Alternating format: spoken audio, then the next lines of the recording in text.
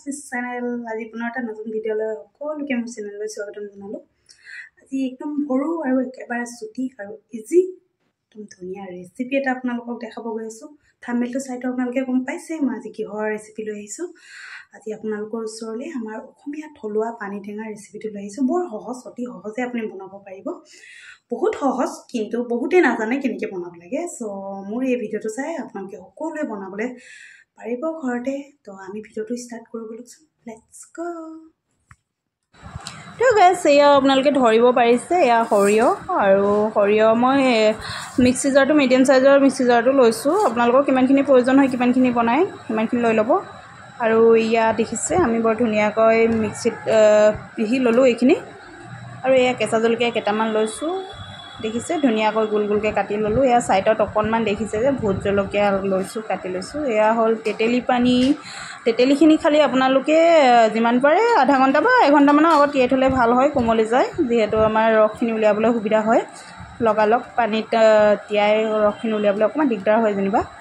তো এয়া দেখিছে মই সমান চাইজৰ দুটা বাতি লৈছোঁ, যিহেতু দুবিধ পানী টেঙা বনাম। মই দুবিধ টেঙাই দি বনাম, দুবিধ পানী টেঙা নহয়, একচুৱেলি দুবিধ টেঙা দি বনাম। চ' আপোনালোকে ভিডিঅ'টো স্কিপ নকৰাকৈ চাই থাককচোন, বৰ সহজ হয়, ইমান জটিলো নহয়। এয়া নিমখ অকণ এড কৰি দিছোঁ, আপোনালোকেও এনেদৰে অকণমান নিমখ এড কৰি দিব।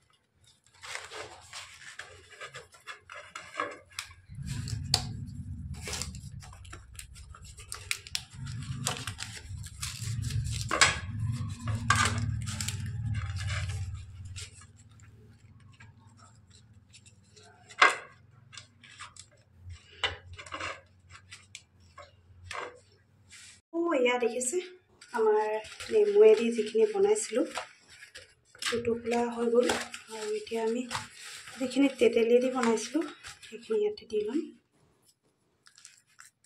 এইখিনি মই অকণমান পনীয়া কৰি দিছোঁ আৰু আপোনালোকে যেতিয়া বনাব তেতিয়া অকণ পনীয়াকৈ বনাব যিহেতু আমাৰ সৰিয়হখিনি শুহি ল'বগৈ ৰসখিনি আৰু যদি আপোনাৰ টেঙা পানীখিনি কমকৈ দিয়ে তেতিয়াহ'লে অলপ খাবলৈ খৰখৰীয়া টাইপৰ হ'ব খাবলৈ ইমান টেষ্ট নহ'ব সেইটো কথা লক্ষ্য কৰিব এইখিনি আমাৰ যিখিনি তেতেলী দি বনাইছিলোঁ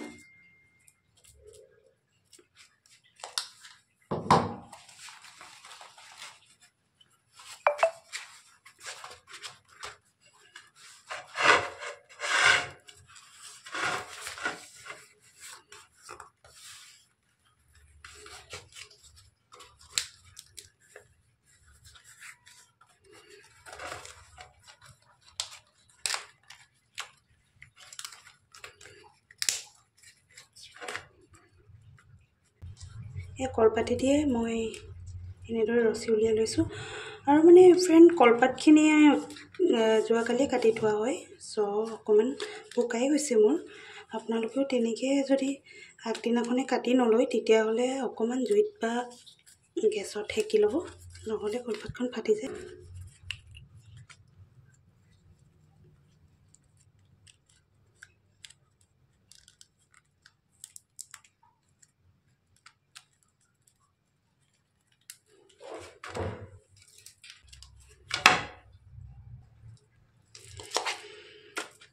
তো গাইজ এই আমাৰ লাষ্ট টোপোলা ভিডিঅ'টো আপোনালোকৰ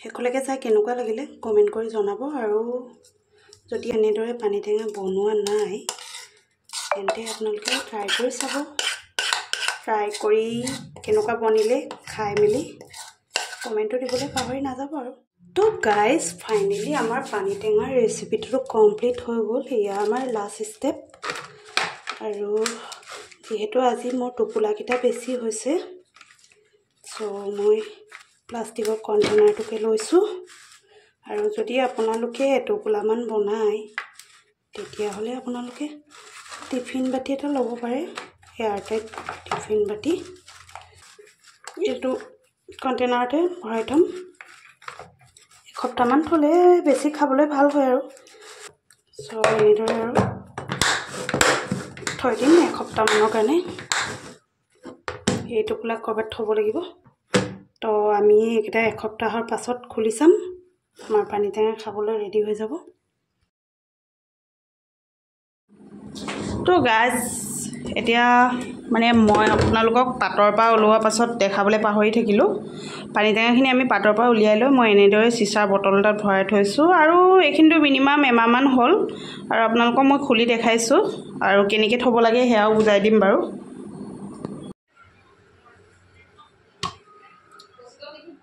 তো এয়া দেখিছে এয়া অকল চামনি এটা দেখিছে আপোনালোকে বগা বগাকৈ ভেঁকুৰি যোৱা নাই খালি মানে ফ্ৰিজত থৈ দিলে মানে আপোনাৰ যেনেকৈ ঠাণ্ডা বস্তুবোৰ যেনেকৈ হয় এয়া দেখিছে ইমান ধুনীয়া হৈ আছে মানে কি হয় গাইজ এনেদৰে আপোনালোকে চিচাৰ বটল এটাত ভৰাই যদি ফ্ৰিজত ভৰাই থয় বহুত দিন নহয় আৰু মাহৰ পৰা মাহ বছৰলৈকে খাব পাৰিব ভেঁকুৰি নাযায় এয়া দেখিছে ধুনীয়া হৈ আছে তো আপোনালোকে এনেদৰে ষ্ট'ৰ কৰিব পাৰিব বহুত দিনলৈ খাব বিচাৰিলে তো আজিলৈ ভিডিঅ'টো ইমানতে সামৰিছোঁ নেক্সট ভিডিঅ'ত সকলোকে লগ পাম বুলি আশা কৰিছোঁ বাই বাই